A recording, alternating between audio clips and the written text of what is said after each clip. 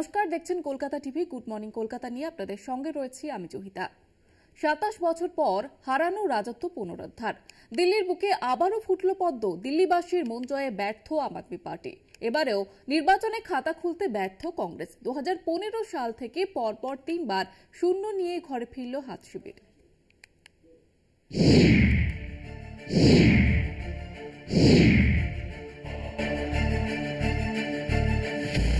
Exit pole যা ইঙ্গিত করেছিল তা সত্যি করেই দিল্লির কুর্সি দখল বিজেপির। পদ্মের জয়ের আভাস পেয়েই রাজধানীতে উৎসবের আবহ। ঢাক ঢোল, কারা নাগারা বাজিয়ে নাচ, আতশবাজির খেলা। চলছে লাড্ডু বিলি। গেরুয়া আবিরে রঙিন রাজধানীর আকাশ।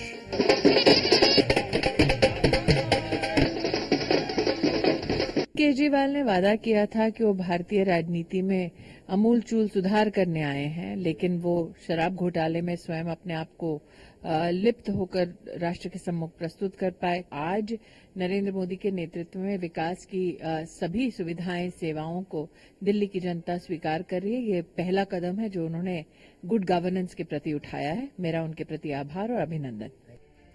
বিজেপির জয়ের পরেই এক স্যান্ডেলে পোস্ট প্রধানমন্ত্রী নরেন্দ্র মোদীর। সামাজিক মাধ্যমে নমো লেখেন, উন্নয়নের জয়, সুশাসনের জয়।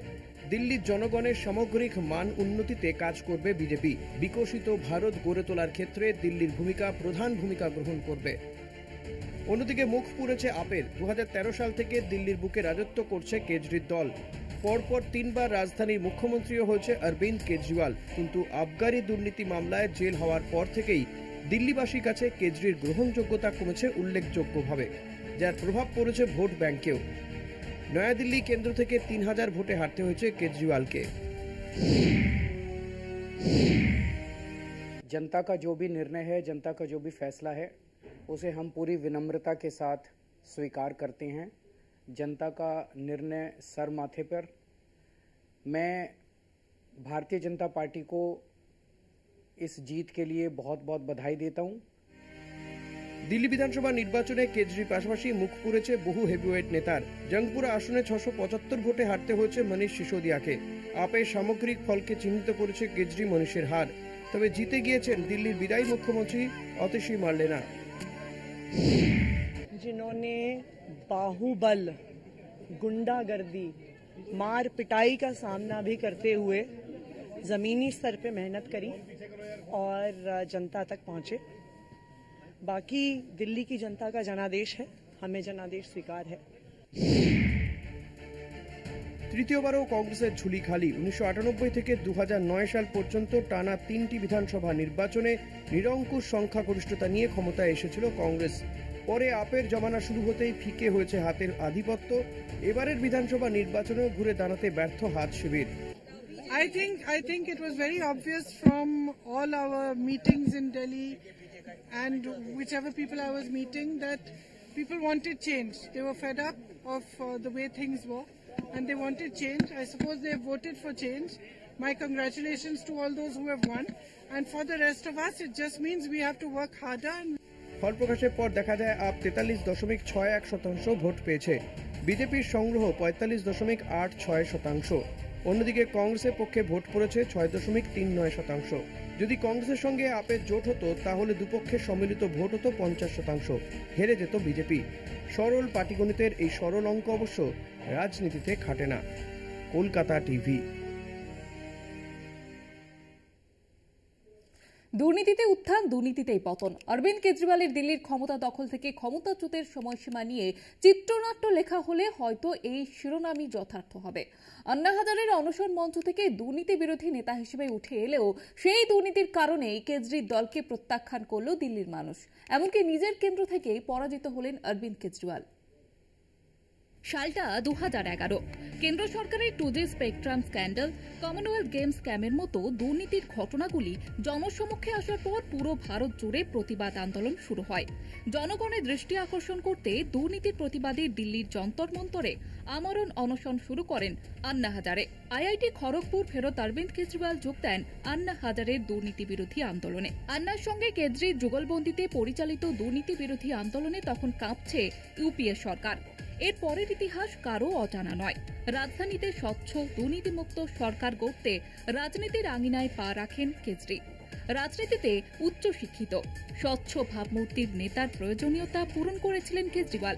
দুর্নীতির বিরুদ্ধে লড়াই করে রাজধানী দিল্লির কোষ্ঠীতে বসেন কেজরি।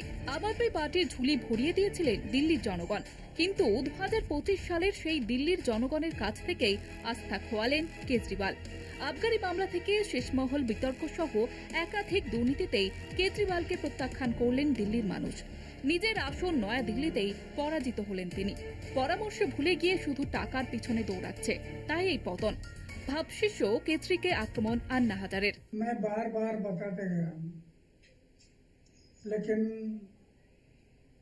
उनके दिमाग में नहीं आया है और आखिर शराब के बारे में उन्होंने एक मुद्दा उठाया कि शराब की दुकान, उसमें शराब की बात क्यों आ गई? पैसा, धन और दौलत इसमें बह गया है। 2024 সালের 21শে মার্চ আবগারি দুর্নীতি মামলায় গ্রেপ্তার হন কেজরিওয়াল। মুখ্যমন্ত্রীর পদে থাকাকালীন গ্রেপ্তার হওয়া প্রথম মুখ্যমন্ত্রী হন তিনি। গ্রেপ্তার হওয়ার পর কেজরির ঠাঁই হয় তিহার জেলে। দুর্নীতির দায়ে জেলে যেতে হয় মনীষ সিসোদিয়া থেকে সঞ্জয় সিং এর মতো দলের নেতাদের। আবগারি দুর্নীতি মামলায় জামিন পাওয়ার পর মুখ্যমন্ত্রীর দায়িত্ব থেকে ইস্তফা দেন তিনি। ঘোষণা করেন মানুষ চাইলে ফের ক্ষমতায় ফিরবেন, অন্যথায় মুখ্যমন্ত্রী চেয়ারে বসবেন না। কিন্তু ক্ষতি যা হওয়ার ততদিনে হয়ে গিয়েছিল। গ্রেপ্তারি নিয়ে রাজনৈতিক প্রতিহিংসার তত্ত্ব খাড়া করলেও জয় নিয়ে আত্মবিশ্বাস রেখেও কেজরিওয়ালকে হ্যাট্রিক করতে দিলেন না দিল্লিবাসী। যে দুর্নীতির সমস্যা কেজরিকে বসিয়েছিল মসনদে, সেই দুর্নীতি তাকে ছুঁড়ে ফেলে দিল। কলকাতা টিভি। ক্ষমতা হারালো আপ। 27 বছর পর দিল্লি দখল বিজেপির। দুর্নীতির আন্দোলন ভর করে ক্ষমতায় আওলিন্দে। সেই দুর্নীতির পাকেই ক্ষমতাচ্যুত কেজরি। লোকসভার পর 3 রাজ্যের জয়ে বিজেপির নৈতিক কামব্যাক। ধুয়ে মুছে সাফ কংগ্রেস।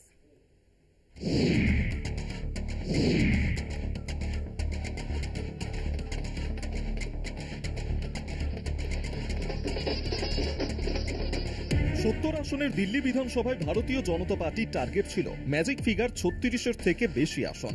সেই লক্ষ্য পেরিয়ে রাজধানীতে হাফ সেঞ্চুরির দোরগোড়ায় 48-এ থামল গেরুয়া ব্রিগেড। 27 বছর পর দিল্লির মসনদে বিজেপি সরকার। आपके सभी नेताओं ने जो धोखा दिया था दिल्ली की जनता को, ये उसका जवाब दिल्ली के मतदाताओं ने दिया। केजरीवाल ने वादा किया था कि वो भारतीय राजनीति में अमूलचूल सुधार करने आए हैं, लेकिन वो शराब घोटाले में स्वयं अपने आप को लिप्त होकर राष्ट्र के सम्मुख प्रस्तुत कर पाए। অরবিন্দ কেজরিওয়াল, মনীষ সিসোদিয়া, সৌরভ ভরদ্বাজ সহ প্রথম সারির আপের হেভিওয়েট নেতারা হেরে মাঠ ছাড়লেন। কিন্তু কেন দিল্লিতে দুবারের সরকার গড়া আপের অসহায় আত্মসমর্পণ বিজেপির কাছে? সরকারি দুর্নীতির বিরুদ্ধে জোটবদ্ধ আন্দোলনে ভর করে ক্ষমতার মসনদে পৌঁছেছিল অরবিন্দ কেজরিওয়ালের নেতৃত্বাধীন আম আদমি পার্টি। দিল্লিতে পরপর 2 বিধানসভা নির্বাচনে বিরোধীদের ঝাড়ু দিয়ে সাফ করে দেয় আপ। তারপর সেই দুর্নীতি কাঁটা গলায় বিঁধেই আপের অপমৃত্যুর রাজধানীতে। शराब की बात क्यों आ गई? पैसा, धन और दौलत इसमें बह गया। মদ কেলেঙ্কারিতে গ্রেফতার হন তৎকালীন মুখ্যমন্ত্রী অরবিন্দ কেজরিওয়াল ও উপমুখ্যমন্ত্রী মনীষ সিসোদিয়া। শীর্ষ নেতৃত্বের গ্রেফতারিতে দিল্লির বুকে টালমাটাল হয়ে পড়ে আপ শিবির। এখানেই প্রশ্ন তুলেছেন অনেকে। জেলে গিয়েও মসনদ দখলের লড়াই জিতে ফের ঝাড়খণ্ডের মুখ্যমন্ত্রী হয়েছেন হেমন্ত সোরেন। বিজেপির বিরুদ্ধে এজেন্সি লেলিয়ে বৃহত্তর ষড়যন্ত্রের অভিযোগ তোলে ঝাড়খণ্ড মুক্তি মোর্চা ও আম আদমি পার্টি। কিন্তু আপের পালে সে হাওয়া টানতে পারলেন না কেজরি। इस जीत के लिए बहुत बहुत बधाई देता हूं और मैं उम्मीद करता हूं कि जिस उम्मीद के साथ और जिस आशा के साथ लोगों ने उनको बहुमत दिया है, वो उन सभी उम्मीदों और आशाओं पे पूरा उतरेंगे। আপের দগদগে ক্ষতে প্রলেপ শুধু অতিশী মারলে না, কালকাজি কেন্দ্র থেকে জিতলেন আপের বিদায়ী মুখ্যমন্ত্রী। मैं अपनी सीट जीती हूँ, लेकिन ये जीत का समय नहीं है, ये जंग का समय ही है। जंग जारी रहेगी भारतीय जनता पार्टी के खिलाफ उनकी तानाशाही और उनकी गुंडागर्दी के खिलाफ। লোকসভায় একক সংখ্যাগরিষ্ঠতা না পাওয়া বিজেপিকে কোণঠাসা করার চেষ্টা ছিল সব পক্ষ, কিন্তু 24-এর নির্বাচনের পর হরিয়ানা, মহারাষ্ট্র ও দিল্লি 3 বিধানসভাতেই বিরোধীদের শুয়ে দিয়েছে ভারতীয় জনতা পার্টি। ধারাবাহিক সাফল্যে দলের ভাবমূর্তি ও মনোবল ফিরিয়ে আনলো গেরুয়া বাহিনী। জয়ের পর দিল্লিবাসীকে ধন্যবাদ ও কৃতজ্ঞতা জানিয়েছেন প্রধানমন্ত্রী নরেন্দ্র মোদী। সোশ্যাল মিডিয়ায় তিনি লিখেছেন, এই জয় বিকাশ ও সুশাসনের জয়। ঐতিহাসিক জয়ের জন্য দিল্লির সকল ভাই বোনকে আমার অভিনন্দন। দিল্লির সামগ্রিক উন্নয়ন ও বাসিন্দাদের জীবন উন্নত করতে আমরা চেষ্টার কোনো ত্রুটি রাখব না। দিল্লিতে ধরাশয়ী আপের সঙ্গে পাল্লা দিয়ে হারের হ্যাট্রিক কংগ্রেসের। লোকসভায় আপের সঙ্গে জোট বাঁধলেও বিধানসভায় একলা চলতে গিয়ে ধুয়ে মুছে সাফ রাহুল খার্গেদের দল। রাজধানীর রাজনীতি থেকে তবে কি মুছে যেতে চলল একদা ক্ষমতার অলিন্দে থাকা হাত শিবির? কলকাতা টিভি। ক্ষমতা ধরে রাখতে পারলেন না কেজরি, শূন্য হাতে কংগ্রেসও। বিজেপির বিরুদ্ধে কংগ্রেসের ভরাডুবির পর ইন্ডিয়া জোটে উদ্বেগ। বিরোধী জোটে নেতৃত্বে রাশ কি এবার কার হাতে?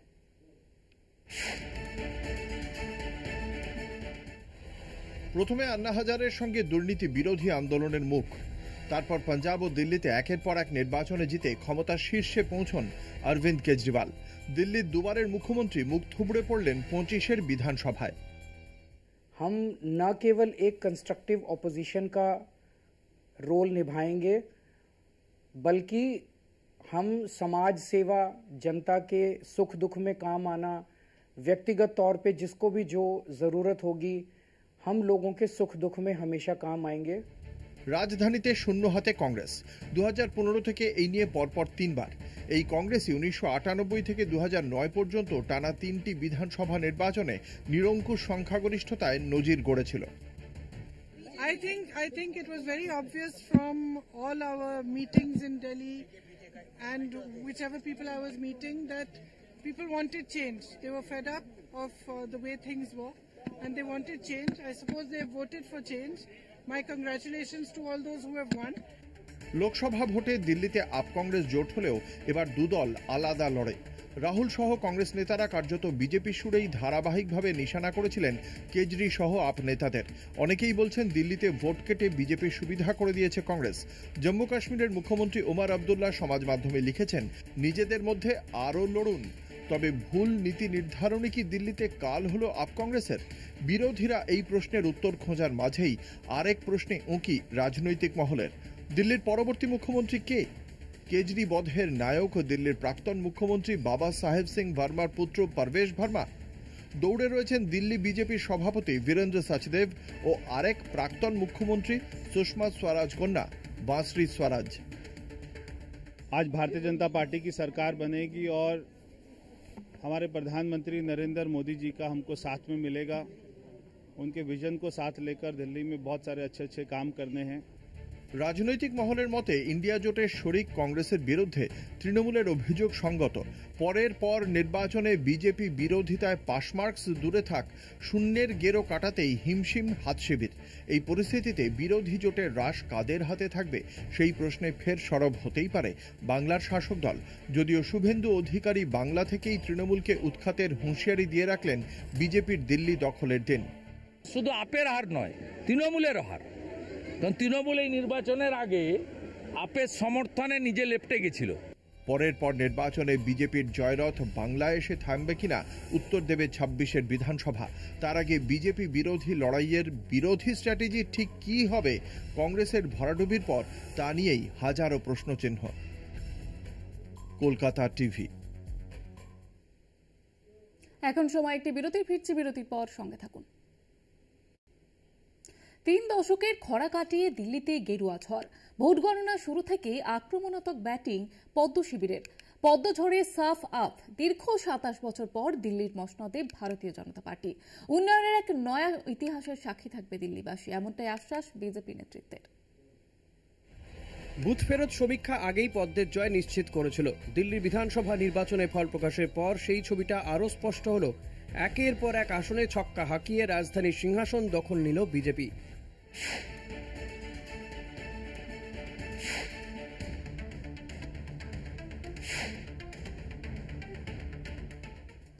দীর্ঘ 27 বছর পর দিল্লিতে ফিরল পদ্মের সুদিন। সুষমা স্বরাজের রাজত্বের পর রাজধানীতে ধীরে ধীরে ফিকে হচ্ছিল গেরুয়া রং। প্রথমে কংগ্রেস, তারপর আপ। দীর্ঘ 27 বছর প্রথমে হাত এবং পরে ঝাঁটার শাসনের পর রাজধানীর বুকে ফুটল পদ্মফুল। জয় ছিনিয়ে নিতে প্রথমে দিল্লিবাসী আস্থা জেতার টার্গেট নিয়েছিল বিজেপি। সেই মতোই তৈরি হয়েছিল দলের স্ট্র্যাটেজি। দিল্লিতে নতুন করে বিজেপির উত্থানের নেপথ্যে কি কারণ, দিল্লিতে ডাবল ইঞ্জিন সরকার গড়তে কি স্ট্র্যাটেজি নিয়েছিল গেরুয়া দল, কি বলছে রাজনৈতিক মহল। বিজেপির নজরে মধ্যবিত্তদের উন্নয়ন। আপের বিরুদ্ধে মধ্যবিত্তদের প্রতি উদাসীনতার অভিযোগ বরাবরই সামনে এসেছে। মধ্যবিত্তদের অভিযোগ, কেজরির দল শুধুমাত্র দরিদ্রদের জন্যই কাজ করেছে। এই ইস্যুটিকেই হাতিয়ার করে বিজেপি। নির্বাচনী প্রচারে মধ্যবিত্তদের উন্নয়নের আশ্বাস দেয় গেরুয়া শিবির। ইন্ডিয়া কনজিউমার ইকোনমির সমীক্ষা অনুযায়ী দিল্লির জনসংখ্যার 67.16% মধ্যবিত্তদের আওতায় পড়ে। এই পুরো অংশটিকেই বিজেপি আকৃষ্ট করতে সক্ষম হয়েছে বলে মত রাজনৈতিক মহলের।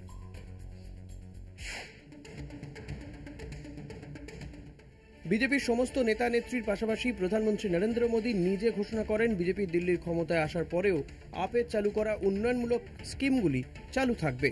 স্বাভাবিকভাবেই তাতে উপকৃত হবে নিম্নবিত্ত থেকে মধ্যবিত্তরাও। আপের শাসনকালে রাজধানীর রাস্তা ও নিকাশি ব্যবস্থার বেহাল দশা। উপচে পড়া ড্রেন, রাস্তায় গর্ত এবং আবর্জনা রাজধানীর ভোটারদের ক্ষুব্ধ করেছিল। সেই সুযোগটাই নেয় বিজেপি, যা গেরুয়া জয়ের জন্য আশীর্বাদ হয়ে দাঁড়িয়েছে। গত কয়েক বছর ধরে লেফটেন্যান্ট গভর্নরের সঙ্গে দিল্লির প্রশাসনের বিরোধ স্পষ্ট হয়েছে। আপের বক্তব্য ছিল, দিল্লির লেফটেন্যান্ট গভর্নর বিজেপির এজেন্ট হিসেবে কাজ করছে। আপের সেই প্রচারকে কাজে লাগিয়ে জয়ের রাস্তা মসৃণ করে বিজেপি। বিধানসভা ভোটের প্রার্থী তালিকা প্রকাশ করার সময় থেকেই আপ নেতৃত্ব টের পায় প্রতিষ্ঠান বিরোধিতার ধাক্কা। ফলে বারংবার বেশ কিছু প্রার্থী বদল করতে হয়। তাতে স্পষ্ট হয়েছে দিল্লির জনমানসে আপের গ্রহণযোগ্যতা ফিকে হচ্ছে, যার ফলস্বরূপ দিল্লিতে উঠল গেরুয়া ঝড়, মুখ পুড়ল আম আদমি পার্টি। কলকাতা টিভি।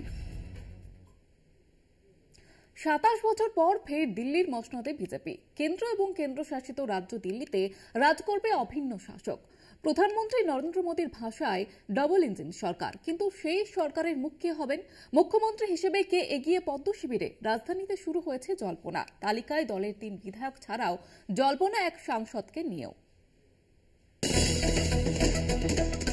মুখ্যমন্ত্রী হিসেবে কাউকে সামনে না রেখেই ভোটে নেমেছিল বিজেপি। কেন্দ্রে লাগাতার 3 দফায় ক্ষমতা দখল করলেও রাজধানী দিল্লি অধরাই ছিল গেরুয়া শিবিরে। এমনকি লোকসভা ভোটে সাফল্য এলেও দিল্লি বিধানসভায় গত 10 বছরে অরবিন্দ কেজরিওয়ালের আম আদমি পার্টির কাছে গোহারা হারতে হয়েছিল নরেন্দ্র মোদী, অমিত শাহর দলকে। এবার সেই মর্যাদার লড়াইয়ে দলের মুখ হিসেবে কাউকে তুলে ধরার ঝুঁকি নেয়নি বিজেপি। এবার বিপুল সংখ্যাধিক্যে জয়ে ফেরায় মুখ্যমন্ত্রীর কুর্সি কে পাবেন তা নিয়ে চর্চা গুরুত্ব পেয়েছে গেরুয়া শিবিরে। প্রদেশ বিজেপি সভাপতি বীরেন্দ্র সচদেবের নাম উঠেছে। দলগত লড়াই করলেও বীরেন্দ্রের নেতৃত্ব গুরুত্বপূর্ণ ভূমিকা নিয়েছিল।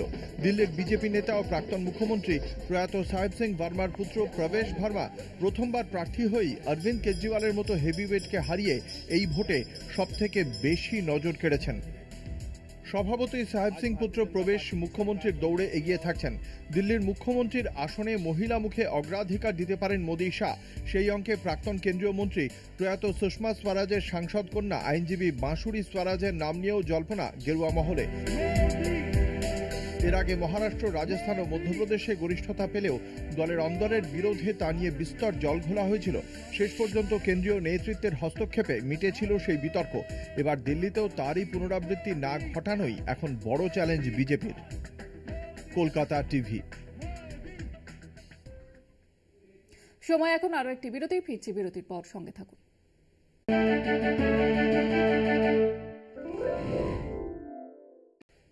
ইন্ডিয়ার অন্দরের আত্মঘাতী শরিকি বিবাদে দিল্লিতে ধরাশায়ী আপ। জোটের বৃহত্তম শরিক কংগ্রেসের দিকে আঙুল উঠতে শুরু করেছে।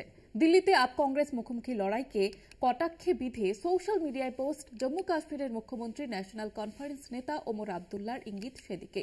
যদিও দিল্লিতে পদ্মের পুনরুত্থানের দায় আপের ঘাড়ে চাপিয়েছে কংগ্রেস। আড়াই দশকেরও বেশি অপেক্ষার পর অবশেষে রাজধানী দিল্লি বিধানসভায় ক্ষমতায় বিজেপি।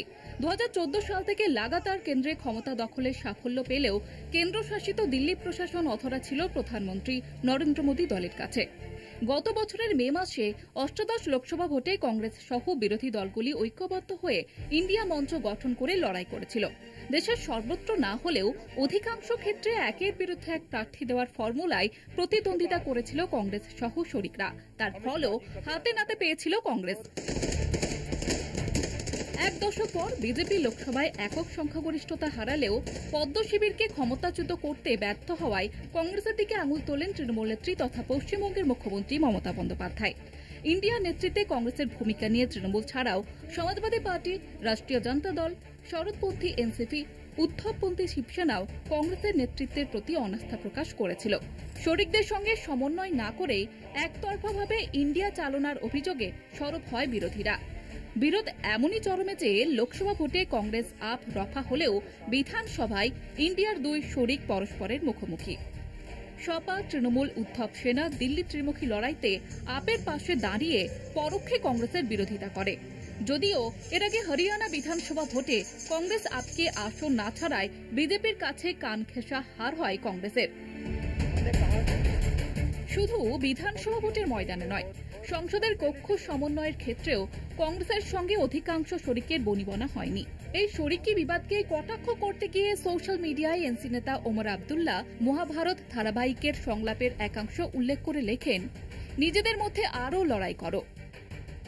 দিল্লিতে আপ কংগ্রেসের বিরোধী জম্মু কাশ্মীরের মুখ্যমন্ত্রীর নিশানায়। দিল্লির ফলাফলের ইন্ডিয়ার অস্তিত্বের ভবিষ্যৎ নিয়েই প্রশ্ন উঠে গেল বলে রাজনৈতিক পর্যবেক্ষক মহলের ধারণা।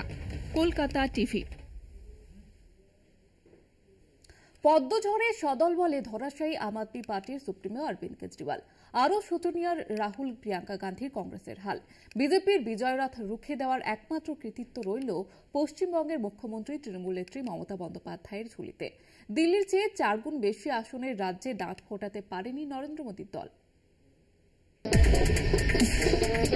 হ্যাট্রিকের আগেই মুখ থুবড়ে পড়লেন দিল্লির প্রাক্তন মুখ্যমন্ত্রী আপ সুপ্রিমো অরবিন্দ কেজরিওয়াল। ওড়িশার বিজু জনতা দলের নবীন পট্টনায়ক কেন্দ্রের শাসক দল ও প্রধানমন্ত্রী মোদীর সঙ্গে রফা করেও গত বিধানসভায় পদ্মের কাছে পর্যদস্ত। ধরাশায়ী হয়েছেন রাজস্থানের কংগ্রেস হেভিওয়েট অশোক গেহলট। নিজের ঘর সামলাতে ব্যর্থ হয়ে মেয়াদের আগেই ক্ষমতাচ্যুত হয়েছিলেন উদ্ধব ঠাকরে। বিহারে লালু প্রসাদের আরজেডি বা উত্তরপ্রদেশে অখিলেশ যাদবের সমাজবাদী পার্টি কেউই বিজেপিকে ক্ষমতা থেকে দূরে রাখতে পারেনি। কোন ক্রমে ক্ষমতায় টিকে রয়েছেন হেমন্ত সোরেনের নেতৃত্বাধীন ঝাড়খণ্ড মুক্তি মোর্চা ও ডিএমকে নেতৃত্বে স্ট্যালিনের তামিলনাড়ু সরকার। নির্বাচনী সফলতার নিরিখে গোটা দেশেই একমাত্র ব্যতিক্রম পশ্চিমবঙ্গ, যেখানে এক টানা প্রায় 14.5 বছর 10 কোটি মানুষের রাজ্যে নিরঙ্কুশ জনসমর্থন নিয়ে ক্ষমতায় মমতা বন্দ্যোপাধ্যায়ের একক নেতৃত্বাধীন তৃণমূল সরকার। বিজেপির সঙ্গে প্রতি পদে লড়াই করতে গিয়ে নানা ষড়যন্ত্র শিকার হয়েছেন মমতা। 2014 সালে ক্ষমতায় বসার পর থেকে প্রথমে কেন্দ্রীয় এজেন্সিকে দিয়ে রাজ্যের শাসক দলের নেতামন্ত্রীকে জেলে পড়েছে বিজেপি সরকার। তাতেও রাজ্যবাসীর কাছে মমতার বিশ্বাসযোগ্যতায় এতটুকু চির ধরাতে পারেনি কেন্দ্রের শাসক দল। শেষ পর্যন্ত নানা কারণ দেখিয়ে রাজ্যের আর্থিক প্রাপ্য আটকে রেখে রাজনৈতিক প্রতিহিংসা চরিতার্থ করে চলেছে নরেন্দ্র মোদীর দল। এত প্রতিকূলতা সত্ত্বেও বাংলায় একক শক্তিতে বিজেপিকে সর্বস্তরের ভোটে পরাজিত করে ক্ষমতায় রয়েছেন মমতা। দুবার ক্ষমতায় থাকার পর প্রতিষ্ঠান বিরোধী হওয়ার মোকাবিলা করার ক্ষেত্রে কেজরিওয়াল ব্যর্থ হলেও বাংলায় মমতার জনপ্রিয়তা দিনে দিনে বেড়েছে বই কমেনি। তাই অষ্টাদশ লোকসভায় ভোটেও তার প্রতিফলন হয়েছিল। সম্প্রতি ইন্ডিয়ার নেতৃত্বে কংগ্রেসের ভূমিকা নিয়েও প্রশ্ন উঠেছে। মমতা স্বয়ং নেতৃত্বের দায়িত্ব নিতে প্রস্তুত বলেও জানিয়ে দিয়েছেন। দিল্লিতে কেজরির পতনের পর সর্বভারতীয় স্তরে বিজেপি বিরোধী মুখ হিসেবে মমতার গুরুত্ব অনেক গুণ বেড়ে গেল বলেই রাজনৈতিক পর্যবেক্ষক মহলের ধারণা। Kolkata TV. Good morning Kolkata. এই পর্যন্তই দেখতে থাকুন কলকাতা টিভি, রাত দিন 7 দিন।